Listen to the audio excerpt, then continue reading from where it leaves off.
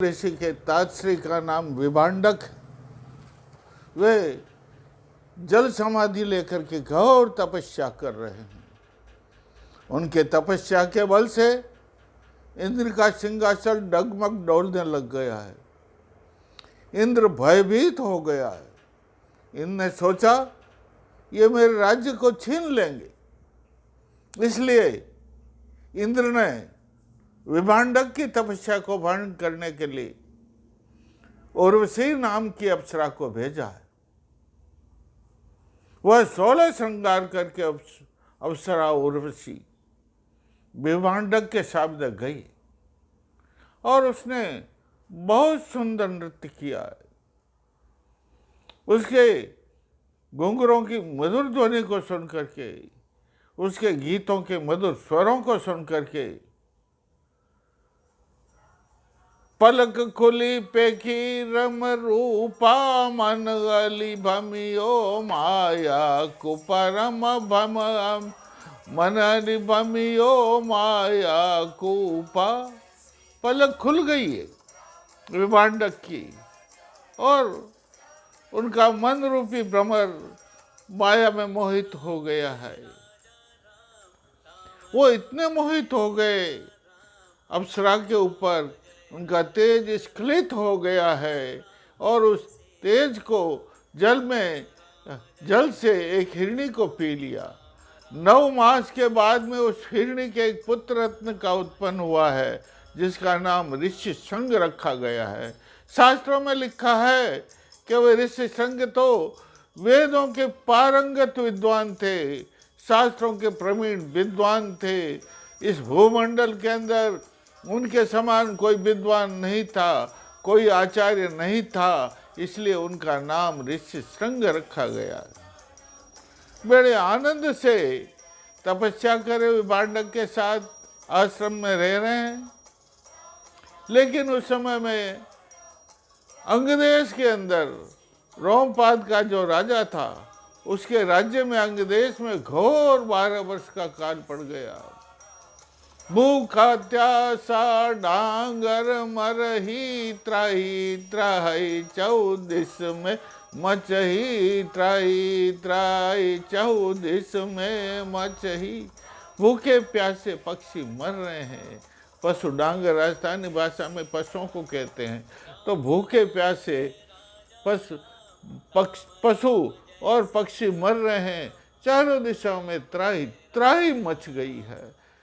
रोमपाद ने समस्त विद्वानों को एकत्रित किया, ज्योतिषियों को एकत्रित किया है और मंत्रणा की है किस प्रकार अपना काल नष्ट हो सकता है। जो ज्योतिषियों ने कहा है, ऋषि श्रृंग ऋषि आश्रम में रहते तात विभांडक है उनके, किसी प्रकार अगर वे यहाँ आ जाए, अपनी सीमा में उनके चरण कमल मट जाए तो ये काल नष्ट हो सकता है। बड़ी मंत्रणा हुई, वही उनको यहाँ किस प्रकार लाया जा सकता है। वो तो विश्व के सबसे बड़े आचार्य हैं, विद्वान हैं। लेकिन रोमपाद ने हेमा नाम की अप्सरा को भेजा है वन में।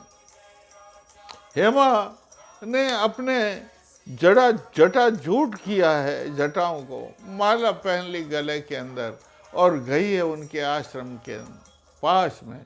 संयोग ऐसा हुआ, ऋषि श्रृंग ऋषि पूजा करने के लिए, पुष्पों को तोड़ने के लिए बाहर आए हैं। ऋषि श्रृंग ने कभी औरत को नहीं देखा था, इसलिए उन्होंने सोचा अरे ये ऋषि आए हैं, तो बड़े आनंदित हुए और उस अप्सरा को उन्होंने एक ऋषि समझ करके उसका पाद्य अर्घ्य जो है लिया है। और मौका देख करके उस अप्सरा ने, उसके पास जो अभिमंत्रित फल थे, मनुष्य को आकर्षित करने के लिए फल थे, मोहित करने के, वशीकरण करने के लिए फल थे, वो फल उनको दे दिया और खिला दिया। सूर्यास्त होने लगा है, ऋषि अपने आश्रम में गए, वह अप्सरा भी अपने स्थान पर आ गई है, लेकिन सूर्योदय प्रातःकाल फिर जो है दूसरे दिन ऋषि फिर बाहर आए, रात भर उन्हें नींद नहीं आई। वह अप्सरा ही अप्सरा उन्हें दिखाई देती है, वशीकरण मंत्र की वजह से, वशीकरण फल के भक्षण करने की वजह से। तो प्रातःकाल जब पुष्प तोड़ने के लिए गए, उधर अप्सरा अभी आ गई और वो उनको बहुत प्यार करने लगी। और जिस प्रकार कठपुतली को नचाता है, उसी प्रकार वह अप्सरा उनको नचाने लगी। उनके इशारों पर ऋषि शंखमुषी काम करने लगे। तो उन्होंने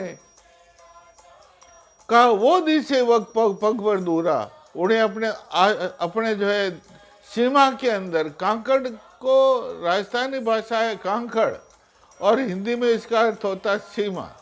तो अंग देश की सीमा की ओर लाने लगी और कहने लगी वो दिशे, वो राजस्थानी भाषा में दिशे शब्द और हिंदी में दिखाई देता है, वो देखो वो दिखाई दे रहा मेरा आश्रम, वो दिखाई दे रहा। और इस प्रकार धीरे धीरे ऋषि श्रृंग ऋषि के चरण कमल अंग देश की सीमा में पड़ गए और चंचल चाल सफल हुई है माँ, चंचल चाल सफल हुई। उस अप्सरा की चंचल चाल सफल हो गई है। ऋषि संग ऋषि के चरण कमल अंग देश की सीमा में पड़ गए और जो उनके चरण कमल अंग देश की सीमा में पड़े, गन गाजे गज कोड़ रे चिंगाड़े, सिंधु शबद मनुगी गन उपाड़े। आकाश मंडल के अंदर चारों ओर बादल छा गए, घनघोर वर्षा होने लगी और जल थल एक हो गया, जल विप्लव हो गया, काल पीछे लौट गया। अब जो है अपने मंत्रियों को लेकर के रोमपाद उनके स्वागत करने के लिए गया, लेकिन थर थर थर थर कांप रहा है कि कहीं ऋषि श्राप न दे देंगे। वो गया, उनको अगवानी करके आदर सत्कार करके अपने राज्य में लाया और उनको प्रसन्न करने के लिए उसकी एक पुत्री थी जो अतुलित सौंदर्यवती थी, विश्व के अंदर बहुत सुंदर युवती थी। रोमपाद ने उसका विवाह ऋषि संग ऋषि से कर दिया है और ऋषि संग ऋषि बड़े आनंद के साथ में, शांता के साथ अपने राज्य वहाँ अंग देश में रह रहे हैं। घटना घटित होती, उधर राजा दशरथ अपने रथ में बैठ करके ऋषि संग ऋषि को लाने के लिए अंग देश में आ रहा है। रोमपाद ने उनका स्वागत किया है, सत्कार किया है और अपने राजधानी में लेके आया है और पूछा मंगलमय प्रभु कुशल स्वयं पूछी है, उनका बहुत आदर सत्कार किया है और कहा आने का आपका हेतु क्या है। तो राजा दशरथ ने सारी घटना बताई। मैं दुखी हूँ, मेरे पुत्रेष्टि यज्ञ का आयोजन होने वाला है। इस भूमंडल में पुत्रेष्टि यज्ञ को करने वाला कोई भी ऋषि मुनि नहीं है, कोई भी आचार्य नहीं है, कुछ न कुछ कमी रह जाती है।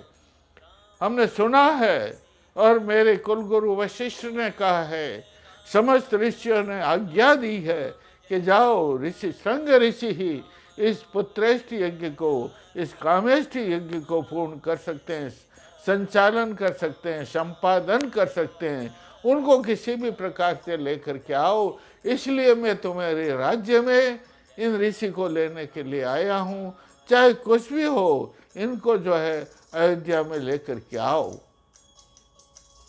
राजा रोमपाद ने उनको बहुत धीरज बंधाया और कहा कि मैं अवश्य ही शांता और इनको लेकर के आऊँगा। और दूसरे दिन राजा दशरथ तो चला गया और लाव लश्कर के साथ में रोमपाद, ऋषि रवि, ऋषि मंडल मजन, जान उजली जोत और ऋषि को लेकर राजा रोमपाद अयोध्या के अंदर आया। उस समय में ऐसा प्रतीत हुआ मानो नवोमंडल के अंदर नया उद्योति उदित हो गया है। ऋषि, श्रृंगी ऋषि ऐसे सुशोभित हो रहे थे, मानो नया सूर्य ही है। बहुत आदर सत्कार किया गया, बहुत फूलों की वर्षा की गई है, बहुत सत्कार के साथ उनको अयोध्या में लिया गया है और बहुत अच्छे महलों में उनको ठहराया गया है। रोज प्रातःकाल और सायंकाल तीनों रानियां उनकी सेवा में जाती है। ऋषि संग ऋषि की सेवा करती है और अंत में उन्होंने तय किया कि भाई कामेष्टि यज्ञ के पहले, पुत्रेष्टि यज्ञ के पहले ये यज्ञ होना चाहिए। इसलिए यायावर है फिर मैं दोली, इसलिए सारी पृथ्वी को जीतने के लिए राजा दशरथ ने एक यज्ञ किया। यज्ञ का आयोजन किया है।